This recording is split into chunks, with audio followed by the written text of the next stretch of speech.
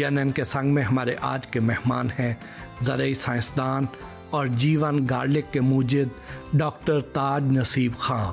उनसे मुलाकात और जीवन गार्लिक की तैयारी का जायज़ा लेने हम भवाना में कायम क्विंटेक के ज़रई फार्म पहुँचे।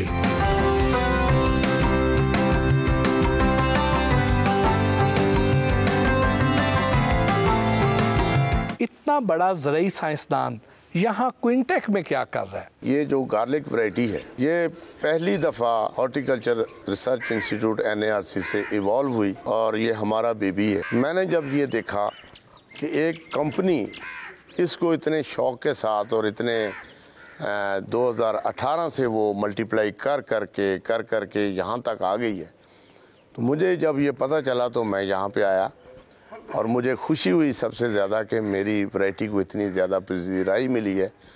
तो मैंने बेहतर समझा कि इनको जो एक्सपर्ट राय है और अपनी गाइडलाइन और प्लान ऑफ वर्क इनको दिया जाए ताकि ये डिस्करेज ना हो। और मुल्क में इस लेवल पे इतनी बड़ी एकरेज पे ये वैरायटी आज तक लगी ही नहीं और मुझे ये एक अच्छा अपॉर्चुनिटी जिसको आप कहते हैं मिली कि मैंने इनको गाइडलाइन देनी शुरू की और कोई भी प्रॉब्लम ये मेरे साथ टेलीफोनिकली शेयर करते रहे, व्हाट्सएप पे शेयर करते रहे और मैं इस्लामाबाद में बैठा इनको प्रॉपर गाइडलाइन देता रहा। फिर ये मुझे ले भी आते हैं और मौके पे आके भी मैंने इनके यंगस्टर को ट्रेन किया। NARC H-जीवन है क्या? NARC H-जीवन लेसन की नई किस्म का नाम है। मैं इस वैरायटी का ब्रीडर हूँ, तो नेशनल एग्रीकल्चर रिसर्च सेंटर को हमने इसके साथ जोड़ा और H-G1 जो है G फॉर गार्लिक और 1 मीन पहली वैरायटी। इस वैरायटी की डेवलपमेंट में जब हमने इस पे काम किया सन 2008 से हमने इसको स्टार्ट लिया, तो उस वक्त जो हमारी पहले एक रिसर्च एक्सपेरिमेंट के तौर पे जब हमने इसको शुरू किया तो मेरे साथ मेरे एक सीनियर प्रिंसिपल साइंटिफिक ऑफिसर थे मिस्टर हुमायूं खान। वो बेसिकली फूड टेक्नोलॉजिस्ट थे। हमने ये असाइनमेंट उनको दी कि इसके सीड को मल्टीप्लाई करें और इसकी डिफरेंट डोजेस पे इसको चेक करें कि कहाँ पे जाके ये अच्छा परफॉर्म करें। सन 2008 में जब ये वैरायटी हॉर्टिकल्चर रिसर्च इंस्टीट्यूट में हमारा एक वेजिटेबल प्रोग्राम है, वहाँ पे हम काम कर रहे थे तो 500 ग्राम बल्ब मिले जिसमें कोई तुरियां वगैरह नहीं थी। NARC का एक अदारा है प्लांट जेनेटिक रिसोर्स इंस्टीट्यूट, तो उस इंस्टीट्यूट का काम है कि वे पूरे मुल्क में वो स्पीशी कलेक्शन करती है। तो 2008 में वो ये स्पीशी कलेक्ट करके लाई बटाग्राम के हिली एरिया से और उन्होंने हमें ये 500 ग्राम का सैंपल दिया कि जी ये देखें, इसकी स्मेल गार्लिक की तरह है लेकिन ये प्याज की तरह है, आप इस पे काम करें। तो हमने रिसर्च एक्सपेरिमेंट डिज़ाइन किया। तो हुमायूं खान जो थे उनको हैंडओवर किया। H-G1 की डेवलपमेंट में आपका क्या किरदार रहा? मैं एज ए ब्रीडर उनके साथ अटैच हो गया। फील्ड की जितनी एक्टिविटी थी, खादों का या डेट ऑफ सोइंग के ट्रायल, वो हमें साफ करते थे और एज ए जेनेटिस्ट इसकी जो मॉर्फोलॉजिकल स्टडी है कि right from the root to the blossom and the seed, तो उस पर मैं टेक्निकल इसको एग्जामिन करता रहा कि ये है क्या। तो स्टार्ट में हमने इसको जब लगाया पहली दफ़ा, जब ये पौधा बना, हमने पहले तो इसको कुछ नहीं छेड़ा। हमने देखा कि इसने फ्लावरिंग की और प्याज की तरह अम्बल बनाया वाइट किस्म। हम लोग बड़े खुश हुए कि ये तो गार्लिक भी लगता है लेकिन क्लोव नीचे नहीं है और बल्ब बन रहा है और ऊपर इसने फ्लावर किया है, तो क्या ये सीड बेयर करेगा? तो 1-2 साल हमने सीड के लिए इसकी कोशिश की, लेकिन हमें पता चला थ्रू मॉर्फोलॉजिकल स्टडी कि ये स्टेराइल एंथर्स हैं और इनकम्पेटेबल पोलन है इसमें, जो कि अपनी जो फीमेल पार्ट है उसको फर्टिलाइज नहीं कर सकता, तो सीड बेयर नहीं करेगा। Then we started working on के हाउ टू मेक क्लोव्स, कि ये किस तरह मल्टीप्लाई होगा। एक प्याज लगाएंगे और उसके बाद वही प्याज निकलेगा, तो फायदा तो कुछ नहीं हुआ। तो जब हमने फर्टिलाइजर ट्रायल्स किए डिफरेंट डोजेस पे, हमने जब क्रॉप हार्वेस्ट की तो ये क्लोव बना चुका था और हम बड़े इनकरेज हुए, मैं और doctor Humayun Khan. Then we started multiplying this variety. ये किस किस्म के मौसम के लिए, किस किस्म की ज़मीनों के लिए मौजू है जहाँ पे ये अच्छी पैदावार दे सकते हैं? तो इसको हमने डिफरेंट एनवायरनमेंट में भी चेक किया, डिफरेंट टेम्परेचर्स में फील्ड में चेक किया और उसके बाद हमने इसको सोइंग डेट्स पे ट्रायल किए और फर्टिलाइजर्स जो न्यूट्रिशनल डोजेज हैं उस पर हमने बेशुमार काम किया। और हमारे जो मुशाहदे में 3-4 साल में जो चीज़ आई वो ये थी कि ये जो सिंगल क्लोव है ये due to insufficient nutrition soil में, क्योंकि ये पहाड़ी इलाके से आया और वहाँ पे ना पानी का बारिश पे गुजारा है और प्लांट जो है अपने आप को सर्वाइव कर रहा है, लेकिन इसके अंदर इतनी जान नहीं है कि ये तुरी बना सके, क्लोव बना सके। जो वैरायटी का नॉर्मल प्रोसीजर होता है कि इसको हमने फेडरल सीड सर्टिफिकेशन के साथ कोडेड एंट्रीज सैंपल बना के इसको पूरे मुल्क में जहाँ जो हमारा पीआरसी का एक कोऑर्डिनेटिंग सिस्टम है उसमें नेशनल यूनिफॉर्म यील्ड ट्रायल्स होते हैं। ये ट्रायल जो है हमारा 2 साल तक चलता है। तो 2 साल के बाद हमारे सामने जो चीज़ आई वो हमने देखी कि ये मासवाए कलराठी ज़मीनों के या डेजर्ट की जो सॉइल होती है रेतली या हाईली सैंडी सॉइल के अलावा ये लोमी सॉइल, मेरा ज़मीनें, भारी मेरा और चिकनी ज़मीनों में कामयाबी के साथ काश्त हो सकता है। तो ये सेकंड प्लस पॉइंट था जिससे हमें ये इनकरेजमेंट मिली कि ये पूरे मुल्क के लिए ये वैरायटी बन जाएगी। उसके बाद वैरायटी डेवलपमेंट के दौरान बकिया साइंसदान ग्रुप जो हैं वो भी काम करते हैं, जिसमें ज़मीन पे जो काम सॉइल साइंटिस्ट हैं उन्होंने हमें सॉइल के एनालिसिस वगैरह हमारे साथ शेयर किए, हमने उनको सैंपल भेजे। फिर इसके ऊपर हमारा पैथोलॉजिकल डिपार्टमेंट है, उसने बीमारियों के ऊपर इसको जांचा, क्या कोई बैक्टीरियल डिजीज़ आती है किसी भी ह्यूमिड क्लाइमेट में या कोई फंगल डिजीज़ आती है, तो इसमें कोई ऐसा मसला तो नहीं है। तो अल्हम्दुलिल्लाह ये जो स्पीशी है इसमें हमें ये पता चला कि ये आम किसी भी मॉइस्ट वेदर में, क्लाउडी वेदर में इस पे कोई किसी किस्म की एपिडेमिक नहीं आती, ना ही फंगल ना ही बैक्टीरियल। इतने बड़े पैमाने पर प्राइवेट सेक्टर में कहीं और भी इस लेवल का काम हो रहा है जिस लेवल का क्विंटेक कर रहा है? हमारा प्राइवेट कंपनीज के साथ इतना गहरा तल्लक नहीं होता क्योंकि हम रिसर्च एंड पे होते हैं और वैरायटी चूँकि जब डेवलप हुई तो इन्होंने हमसे कांटेक्ट किया और ये मुझे तो पता भी नहीं था और ये ढूंढते करते कराते मेरे तक पहुँचे कि जी हमने ये किया है तो इतना लगाया है और इतने सालों से सन 2018 से हम काम कर रहे हैं और हम इस लेवल पे पहुंच गए हैं कि इतनी एकड़ेज हमने लगा दी है। तो ये हमारा बड़ा वेंचर है, तो आप हमें इसकी रहनुमाई कराएं कैसे हम इसको आगे लेके चलें।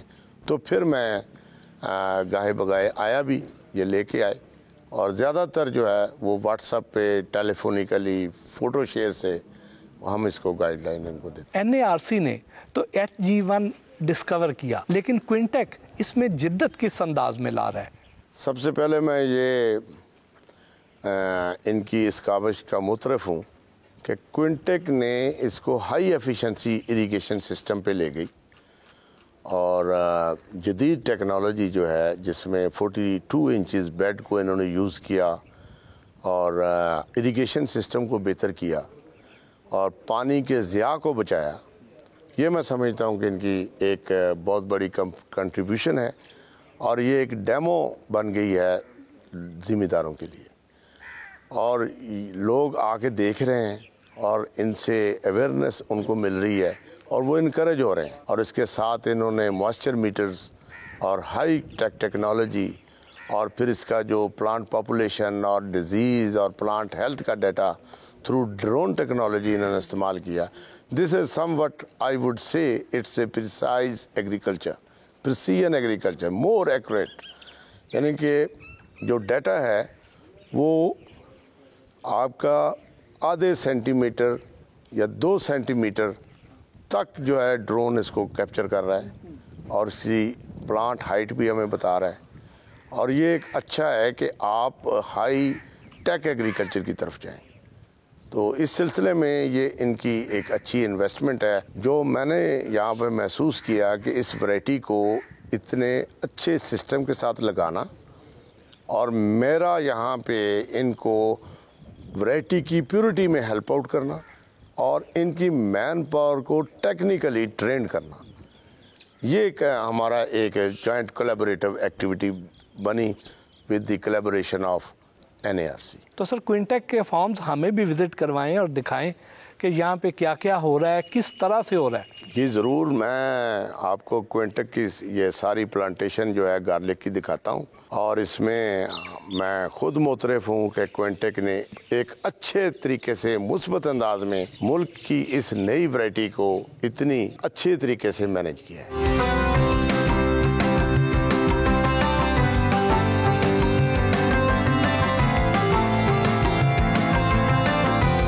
ये क्या है सर? लहसुन की हार्वेस्ट की मशीन है तो क्विंटेक सीड ने ये डिज़ाइन की है, और ये M शरीफ वालों ने बनाई है। और ये इसमें ये टायर जो हैं ये ऑप्टिमम डेप्थ को कंट्रोल करते हैं। इस साइड पे ट्रैक्टर अटैच होगा, और ये जो नीला ब्लेड है ये क्रॉप जो है हमारी जब ग्राउंड लेवल से 3 इंच नीचे जाके बल्ब बना हुआ है, तो ये 6 इंच से उठाएगी। ठीक है। और पास ऑन होती जाएगी, जितना बेड चौड़ा है उतना ये ब्लेड है।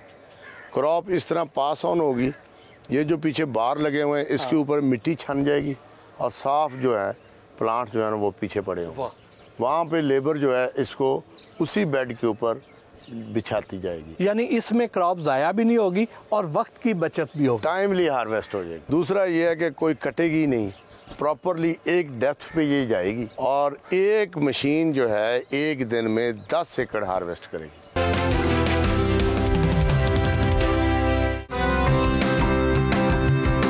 डॉक्टर ताज नसीब ने क्विंटेक के ज़रिए फार्म पर जीवन गार्लिक की फसल की काश्त में इस्तेमाल होने वाली जदीद टेक्नोलॉजी और तरीक़ेकार के बारे में बताया।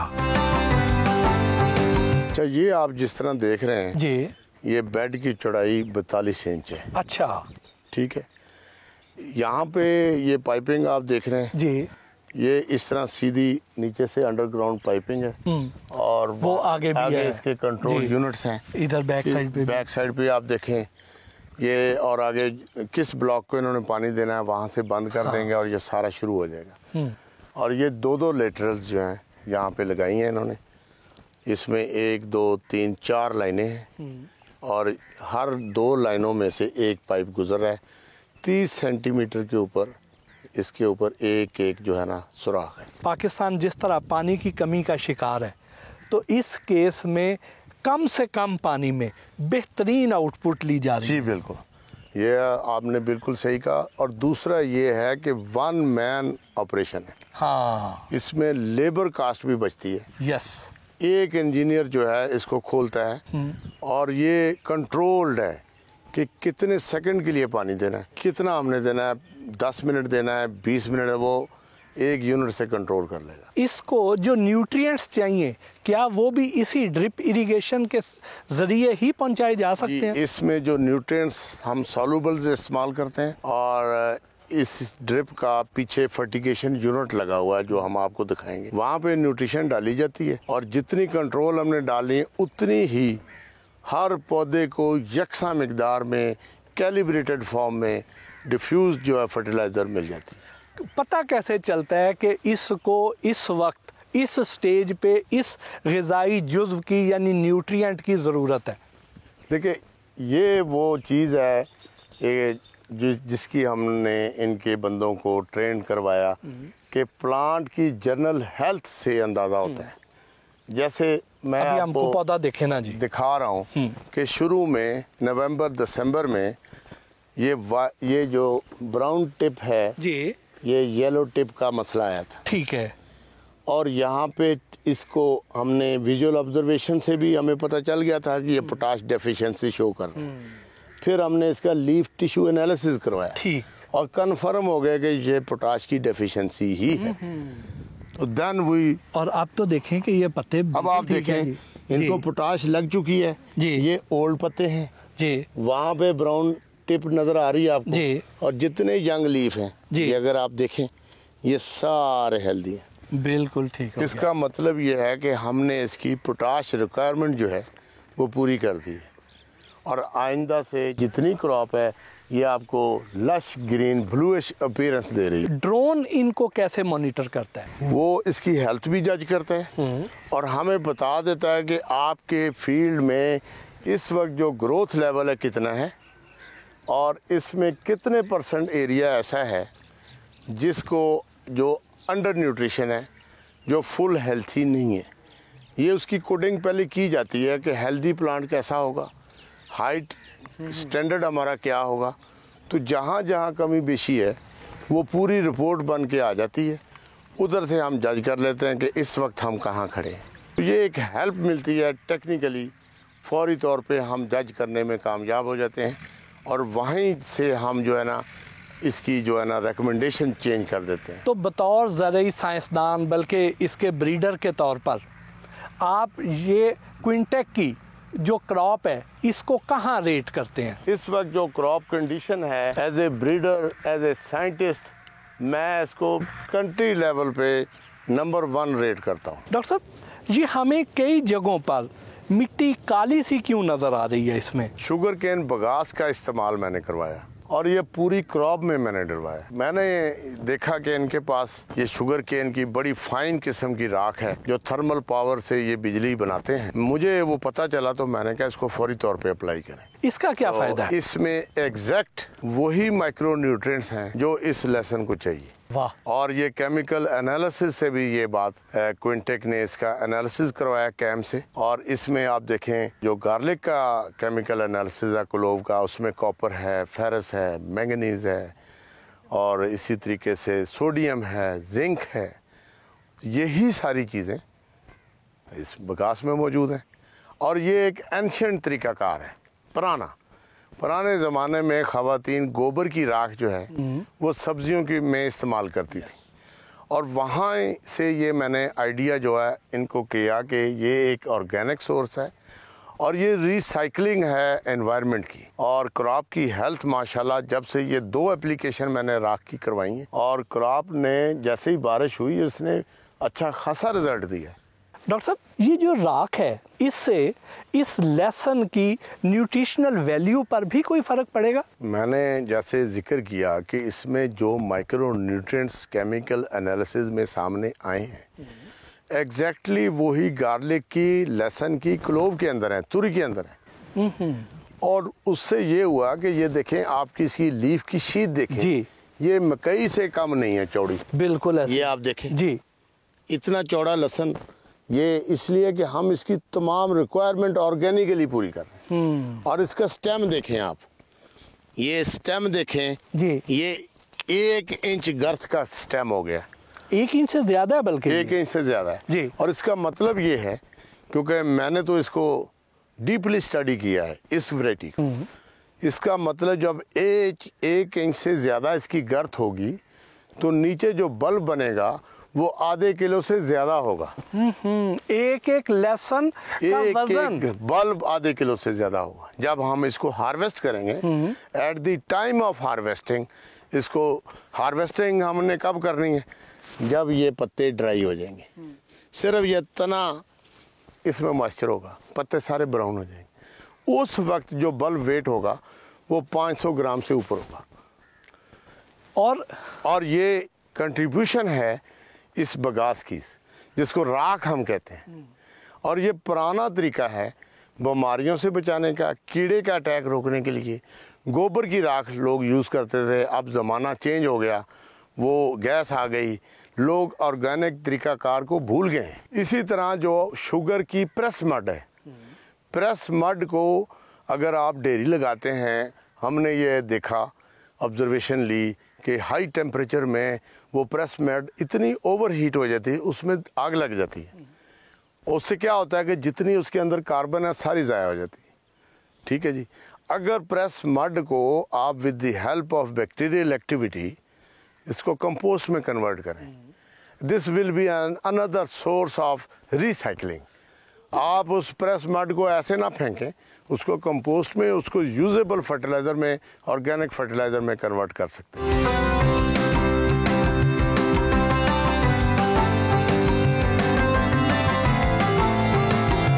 डॉक्टर ताज नसीब से जीवन गार्लिक बीज के हवाले से दिलचस्प मालूमाती गुफ्तगू का सिलसिला जारी रहा।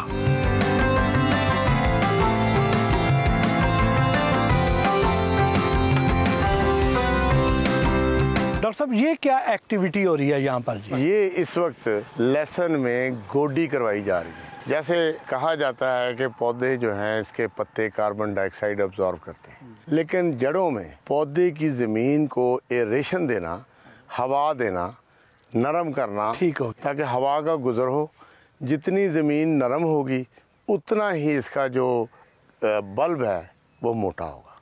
ठीक हो। और ये बच्चे जो हैं इस वक्त गोडी कर रहे हैं और इस वक्त इस फसल की 5वीं 6ठी गोडी जारी है और एक भी वीड हमने इसमें नहीं रहने दी। बिला किसी शक व शुबा से ये कह सकता हूँ कि क्विंटेक्स सीड की जो मैनेजमेंट है उसने इस वैरायटी को इतने अच्छे अंदाज से मैनेज किया है कि इसकी मिसाल हमें पूरे मुल्क में नहीं मिलेगी। सब्जियात की काश्त हमेशा मुश्किल है, लेकिन आप ये देखें कि 135 एकड़ की ये फार्म और उसमें बिल्कुल 100% प्योर क्रॉप का होना ये किसी मौजज़े से कम नहीं है। माशाल्लाह क्विंटेक की जो टीम है इसमें डिग्री होल्डर रिसर्चर्स हैं, हॉर्टिकल्चरिस्ट हैं, एग्रोनॉमिस्ट हैं, सॉइल साइंटिस्ट हैं, सबकी ग्रूमिंग जो है हो चुकी है और now they are well prepare to go for another large venture on this crop.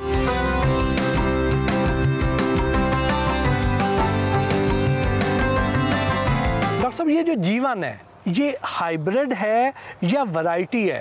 जीवन जो वैरायटी है हाइब्रिड नहीं है। हाइब्रिड कहते हैं दोगली अक़साम को, जिसकी पोलिनेशन थ्रू फूलों के साथ उनकी क्रॉसिंग करते हैं। गार्लिक में अभी तक कोई हाइब्रिड नहीं है, ये वैरायटी है। और इसका खासा ये है कि जिस तरह ये फसल आप देख रहे हैं इसका जो हेल्दी सीड आएगा इसको सालों साल चलाया जा सकता है। इस वैरायटी की परफॉर्मेंस में कमी नहीं आएगी। हाइब्रिड अभी तक बल्बस क्रॉप खासकर गार्लिक में बना ही नहीं।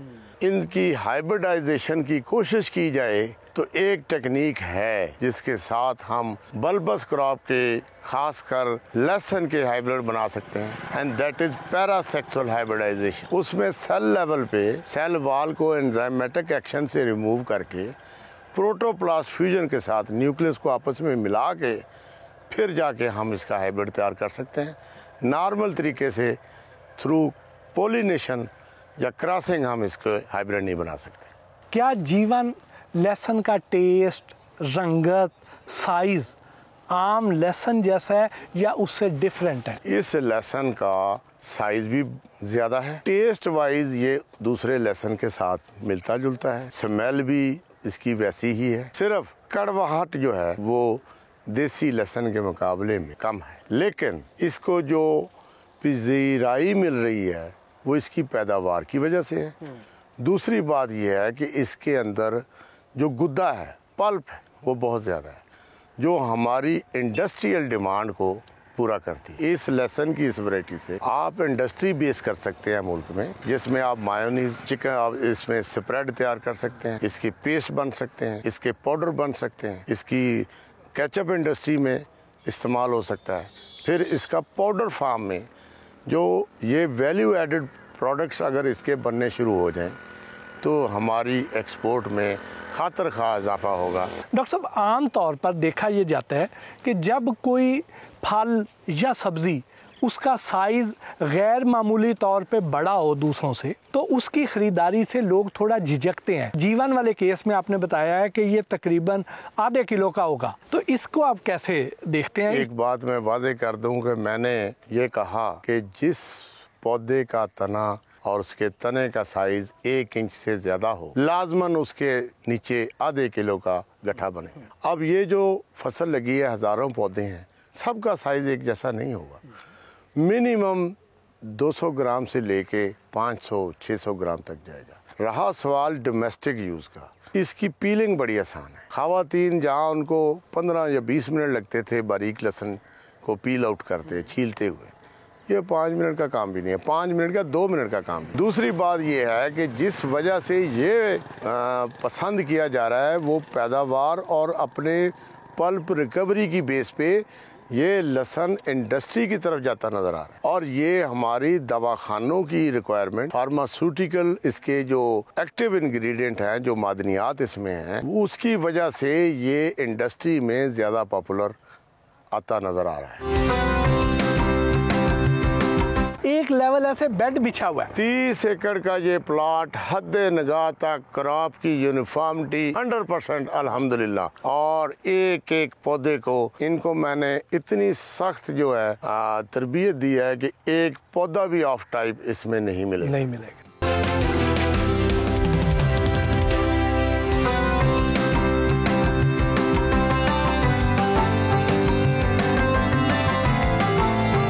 डॉक्टर ताज नसीब से जीवन गार्लिक बीज के हवाले से मुफीद मालूमाती गुफ्तगू का सिलसिला जारी रहा।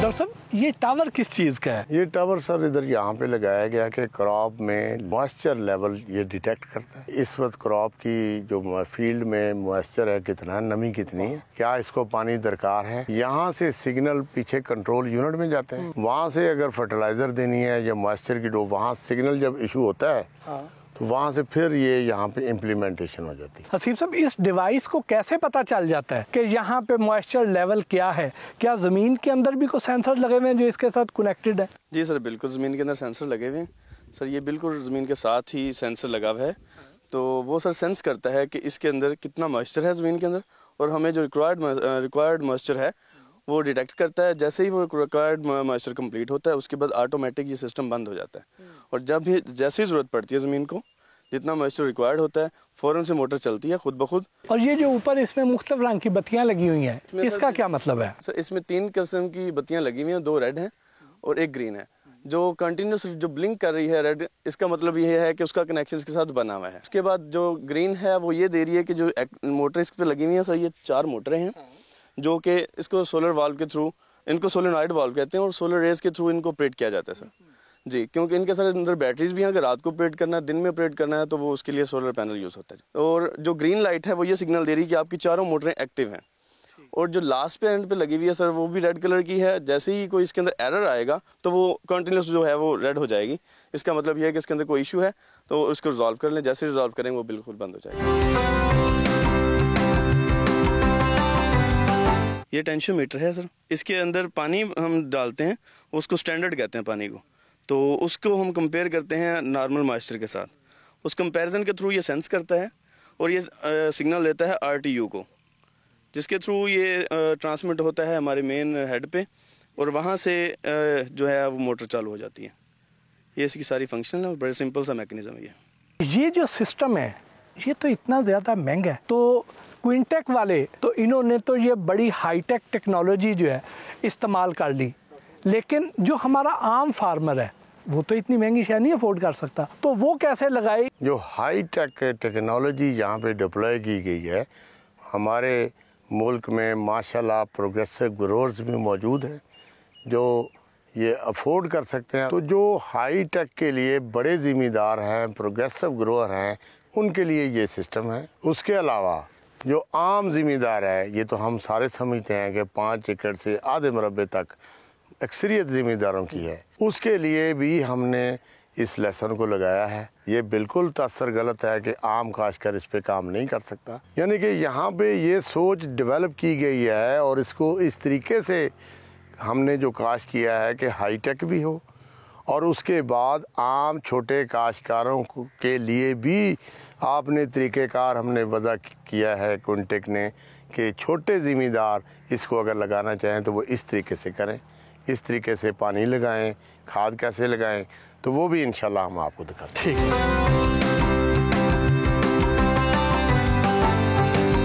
डॉक्टर साहब, जीवन गार्लिक का जो सीड है वो आम लहसुन से कितना महंगा है या सस्ता है? हमारा जो अदारा है NARC, पिछले साल उसका जो कंट्रोल रेट था और उस वक्त के जो इनपुट कास्ट के हवाले से एक्सपर्ट्स की जो सर्विसेज हैं, उस पे जो rate control rate basic seed का बनाया गया था वो 800 रुपये पर केजी था। लेकिन इस वक्त मुल्क में ये प्राइस वेरी कर रही है। तो वैरायटी जो है बहुत ज़्यादा डिमांडिंग है, तो इसका कोई कंट्रोल नहीं है, जो हमारे बस की बात नहीं है। हम तो रिसर्च एंड पे हैं, प्राइस कंट्रोल इसकी नहीं है, तो फ्लक्चुएट कर रही है आजकल 1500 से 1600, 1850, जहाँ जिसका दाल है। पिछले साल जो ड्राई सीड है मेरे देखते देखते 800 रुपया NARC का रेट था, और हर माह जो है ना रेट बढ़ता गया, और अक्टूबर में जब इसकी बुवाई का टाइम था तो उस वक्त लोगों ने 4000 रुपये किलो भी खरीदा ज़िमींदारों से। और इस वक्त जो हम सुन रहे हैं कि 1500, 1600, 1800, 2000 रुपये ग्रीन फसल का इसी स्टेज पे सौदे हो रहे हैं। और ये जो रवश हम देख रहे हैं, तो सोइंग बुवाई का वक्त जब आएगा अगस्त, सितंबर अक्टूबर में स्पेशली, तो ये तो 6-7 हज़ार की हम एक्सपेक्टेशन कर रहे हैं कि ये पता नहीं किधर जाएगा।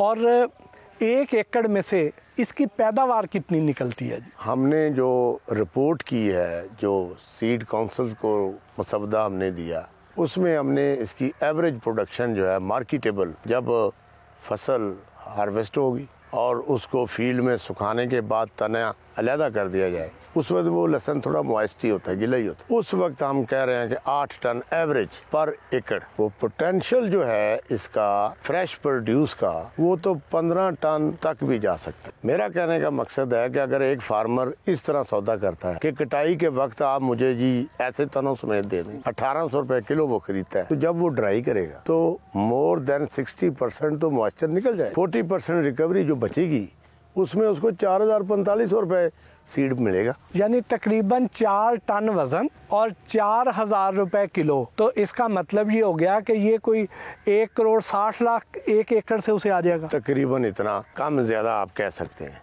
तो क्या एक आम फार्मर इतना महंगा बीज अफोर्ड कर सकता है? नहीं कर सकता। इसलिए मेरी ये गुजारिश होगी काश्तकार भाइयों से कि थोड़ा लें और उसको लगा के अपना बीज खुद तैयार कर लें। अगर छोटा किसान है तो वो 1 मरले के लिए ले ले, 2 मरले के लिए 10 मरले, जितना वो अफोर्ड कर सकता है, उससे अपना बीज बनाए, तो फिर वो इसमें आए। जो मुखैर हजरात हैं, बड़े ज़िम्मेदार हैं, वो तो ले सकते हैं। छोटा 5 एकड़ 4 एकड़ का ज़िम्मेदार जो है उसकी पहुंच नहीं है अभी। हाँ, आइंदा 5-7 सालों में मंडी का जब इसने रुख किया तो फिर उनकी पहुंच में आएगा।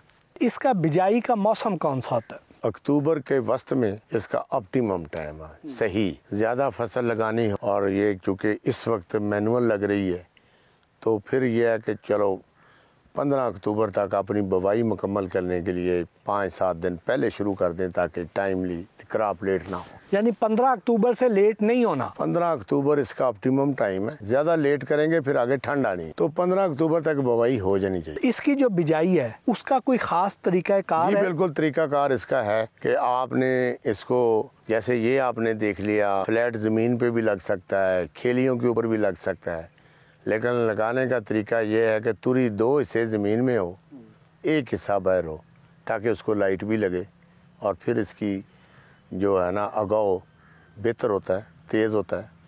अगर पूरी दबा दी गई और मिट्टी ज़्यादा ऊपर आ जाए तो फिर अगाव मुतासर होता है, लेट हो जाता है। तो ये जो क्विंटेक्स सीड्स वाले हैं, ये कोई किसानों को तरबियत भी फराहम करते हैं? इस वक्त जितनी एम्प्लॉयमेंट यहाँ पे रही इस फसल को लगाने में, वो तकरीबन मुख्तलिफ अनवा से लोग आए हुए थे, जनूबी पंजाब से भी आए हुए थे। जो जो देख के गया है, जिसने लगाना भी सीखा, लाभ कुछ ना कुछ तो वो हासिल करके गया है। और आगे जो इनका विज़न है उसमें ये कैपेसिटी बिल्डिंग की तरफ भी जाएंगे।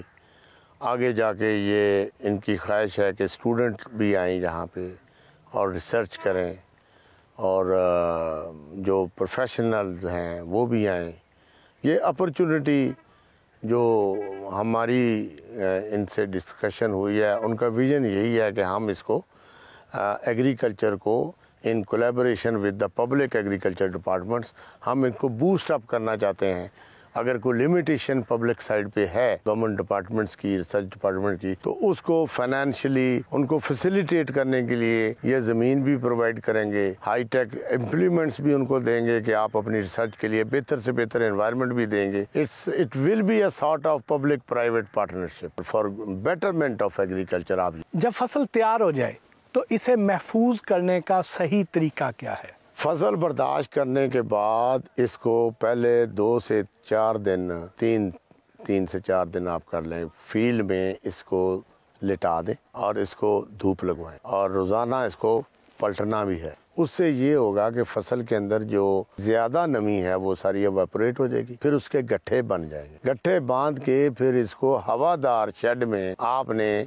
लटका देना। ये जो मॉनसून के 2 महीने हैं, जुलाई और अगस्त तक, आप क्रॉप को हैंगिंग पोजीशन में रखें और अगस्त एंड पे आप इसको जालीदार थैलों में बल्ब उतार के तो इसको महफूज कर सकते हैं और बिजाई के लिए दे सकते हैं। हाँ, जो मार्केट है, इंडस्ट्री अगर इस्तेमाल करना चाहती है तो ये तो सीड के लिए ड्राई करते हैं। इंडस्ट्री चाहिए तो वो तो अपना हार्वेस्ट होकर 15 दिन 20 दिन बाद इंडस्ट्री ले जा सकती है इसको। इसका जो बीज है, क्या उससे जो अगली पैदावार हासिल होगी वो इतनी ही हासिल होगी जितनी आप बता रहे हैं, या इससे बढ़ जाएगी? ये बहुत ही अहम सवाल है मेरी नज़र में कि ज़िम्मेदार भाइयों को सबसे पहले तो मैं ये कहना चाहता हूँ कि ये फसल जब बर्दाश्त करनी है उस वक्त बहुत अहम है कि फसल की बर्दाश्त के टाइम को जज करना। इसके पत्ते जब ड्राई हो जाएं और तना इसका बेशक सब्ज़ हो तो आप इसको उठाएं। अगर पत्ते भी आपके ग्रीन हैं, आप कहते हैं जी गर्मी हो गई है फसल पट ली है, कच्ची पिटाई में इसका अगाव आगे जाके मुतासर होगा। फसल को बेहतरीन बर्दाश्त के काबिल जब हो उस वक्त अगर आप कटाई करेंगे ना, इंशाल्लाह अगले साल फसल जो इस साल आ रही है इससे कम नहीं होगी। और दूसरी अहम बात यह है कि बीज को लगाने से पहले उसकी दर्जाबंदी कर लें। मोटा सीड, दरमियाना सीड, कमज़ोर सीड। कमज़ोर सीड को तो मैं कहूँगा कि आप ना लगाएं। मोटा सीड जो है अलहदा करके लगाएं, दरमियाने सीड को अलहदा लगाएं, ताकि आपकी फसल जो भी हो वो हमवार हो और एक जैसी हो। आमतौर पर ये देखा गया है कि जो फसलें होती हैं मुख्तलिफ, जी जी, उसके बीज को महफूज करने के लिए मुख्तलिफ इदारे मौजूद हैं। तो क्या एच जीवन लहसुन का भी कोई कस्टोडियन है? इसका इस वक्त जो ब्रीडर है, जो पेरेंट डिपार्टमेंट है, NRC है, वो तो लोगों को बता रहा है कि सर्विसेज दे रहा है। बहुत जिम्मेदार लोग हजरात आते हैं, साइंसदान HRI की जो टीम है हम वक्त उनको रहनुमाई कर रही है, गाइडलाइन दे रही है, स्टोरेज भी बता रही है। लेकिन इस बारे में मैं इतने कह सकता हूँ कि ये तोसी ज़राअत का काम है लोगों को गाइडलाइन देना। और पंजाब का जो ज़री डिपार्टमेंट है, एग्रीकल्चर डिपार्टमेंट, वो इस सिलसिले में हर फसल के बारे में बताता होगा और जीवन के बारे में भी फेसबुक पे, व्हाट्सएप ग्रुप्स में इनके पंजाब गवर्नमेंट के जो रिटायर्ड मुलाजमीन हैं या हाजिर सर्व बता रहे हैं, सर्विसेज तो दे रहे हैं। तो प्राइवेट सेक्टर में जीवन लहसुन का कोई अगर कस्टोडियन है तो वो क्विंटेक्स सीड है, हम ये कह सकते हैं? जी, ये आप कह सकते हैं कि इतनी बड़ी प्लांटेशन और इस तरह की बेहतरीन मैनेजमेंट, ये क्रेडिट क्विंटेक्स सीड को जाता है, इसमें कोई शक नहीं है। डॉक्टर साहब, आपने देखा होगा कि आजकल किचन गार्डनिंग का भी बहुत ज़्यादा रिवाज चल निकला है, तो क्या जीवन लहसुन को किचन गार्डनिंग में भी अपनी ज़रूरत के लिए लगाया जा सकता है? देखिए, किचन गार्डनिंग के ऊपर NARC ऑलरेडी एक 3 साला प्रोजेक्ट चला चुकी है। इस्लामाबाद, रावलपिंडी विसिनिटी में हमने रूफ टॉप गार्डनिंग भी कराई, फ्रंट बैक यार्ड में भी किचन गार्डनिंग ग्रुप्स बनवाए पूरे इस्लामाबाद में, रावलपिंडी में भी। ये जीवन जो है रूफ टॉप गार्डनिंग में हमने कंटेनर गार्डनिंग कराई छतों के ऊपर, जो थर्मोपूल के बड़े बड़े डिब्बे वैक्सीन के, वहाँ पे हमने कराई और जीवन को लोगों ने छतों के ऊपर हार्वेस्ट किया है और किचन की ज़रूरत पूरी की रही है। ये तो रनिंग आइटम है किचन गार्डनिंग।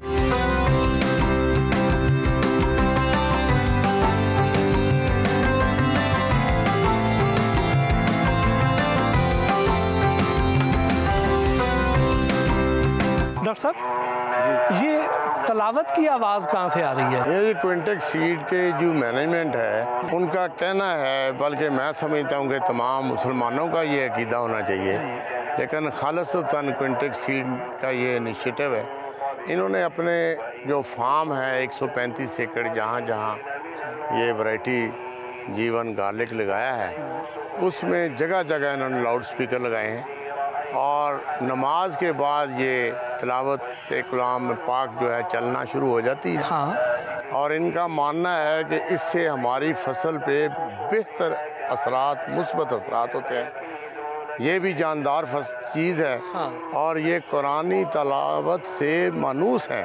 वाह। और इनकी बढ़ोतरी, इनकी परफॉर्मेंस में और जो है चमक आती है। वाह। जिसका मुजाहरा जो है वो आपके सामने है। हाँ। और ये मैंने देखा है, जब भी मैं कभी आया हूँ कि हमें कोई मसला दरकार है आए, तो मैंने ये देखा है कि ये हमा वक्त तलावत जो है होती रहती। वाह, सुभान अल्लाह।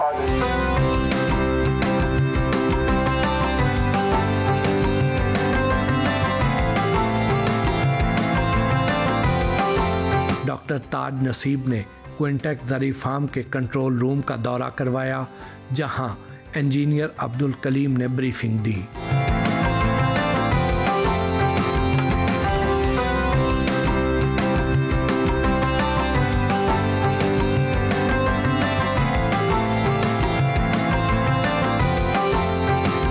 इंजीनियर साहब, इस सिस्टम के बारे में हमें ज़रा ब्रीफ करें कि ये जो इतना हाईटेक सिस्टम है, ये क्या काम करता है? सर, ये हमारा ड्रिप इरिगेशन का सिस्टम लगाया हुआ है, most advanced drip irrigation system जो पाकिस्तान में लगाया हुआ है। ये हमारे पास इसमें 3 तरह के हमारे कंट्रोल हैं। ये हमारे पास टाइम बेस भी है, वॉल्यूम बेस भी है और सेंसर बेस भी है। जो यहाँ पहले पाकिस्तान में लगा रहे थे वो पहले एक तरह का लगा था टाइम बेस। हंटर वालों के जस्ट मोस्टली यूज़ कर रहे थे, हंटर वालों के टाइम बेस थे। मतलब कि जस्ट लाइट चली जाया करती थी, लाइट आती थी तो हमारे जो 1 घंटे का 2 घंटे का गैप होता था तो हमारे पास वो वाले वाल हमारे मिस हो जाया करते थे। यहाँ पे वॉल्यूम बेस करके हम उसको चला सकते हैं, जहाँ पे लाइट आ जाए या फिर चली जाए उसका कोई इसमें फ़र्क नहीं पड़ता। जहाँ से सिस्टम रुका होगा वहाँ पे से दोबारा शुरू हो जाएगा। यहाँ से हम करते क्या क्या? यहाँ हमारे पास डिफरेंट यहाँ पे ये हमारे पास फ़िल्टर लगे हुए हैं। ये हमारे पास एक रेत साफ़ करने वाला फ़िल्टर है, इससे हम कहते हैं घूमर। रेत जो होती है वो बेड के नीचे से बैठ जाती है, हम उसको वहाँ से ड्रेन आउट कर देते हैं। ये हमारे पास जो है ये स्मार्ट क्लीन फ़िल्टर है, ये ऑटोमेटिकली बैक वॉश भी हो जाता है। जब इसमें हमारे पास प्रेशर 0.6 बार का आता है, इससे ज़्यादा बढ़ जाता है तो ऑटोमेटिक बैक वॉश हो जाता है। हम इसको टाइम बेस भी कर सकते हैं। हमने इसको इस टाइम को 3 घंटे का किया हुआ है कि 3 घंटे के बाद ऑटोमेटिकली ये बैक वॉश हो जाता है। यहाँ पे हमारे पास ये न्यूट्री केयर है।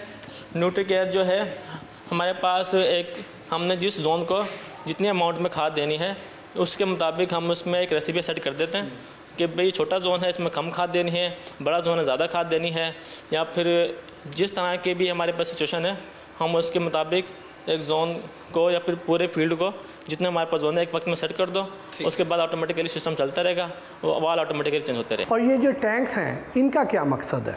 हमारे पास ये सारे टैंक्स फर्टिगेशन के लिए बनाए गए हैं। डिफरेंट खाद हम डाल सकते हैं इसमें, NPK के हिसाब से बेशक आप इसको फिलअप कर लें जिस तरह से हमारी डिज़ायर्ड है, जो हमने खाद देनी है उसके मुताबिक हम इसको फिल करके हम खाद को यहाँ पे एक सोल्यूशन बनाते हैं। कंसनट्रेटेड सोल्यूशन के बाद हम इसके बाद यहाँ पे हमारे पास न्यूट्री केयर में ये 1 2 3 टैंक के हिसाब से ये बनाई गई है। इसकी पाइपिंग फर्स्ट वाले की वहाँ से इस तरह से रिस्पेक्टिवली आगे जा रही है। ये हमारे पास लास्ट 3rd 4th मंथ जो हमारे पास है ये एसिड की है। लास्ट में एसिड ट्रीटमेंट के लिए हमारे पास जो काम आती है। हमारे पास जो हमारे पास सिस्टम लगा हुआ वहाँ पे टेंशन मीटर से कहते हैं, मॉइस्चर लेवल जब जैसे भी हमारे पास हम उसको एक देते हैं कि 20 लेवल से नीचे हो गए तो ऑटोमेटिकली सिस्टम चल जाएगा। तो वहाँ से सिग्नल जो RTO के पास जाते हैं, RTO से हमारे पास यहाँ पर गावेज का कंट्रोलर लगा हुआ है, वहाँ से आते हैं वो कमांड दे के उसको सिस्टम को चला देते हैं।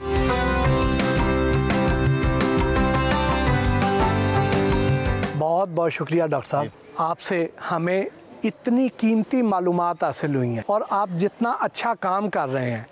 क्विंटेक्स सीड्स और NARC ने मिलकर ये जो प्रोजेक्ट यहाँ पे शुरू किया हुआ है, मुझे यकीन है कि ये पाकिस्तान के लिए एक गेम चेंजर मंसूबा साबित होगा।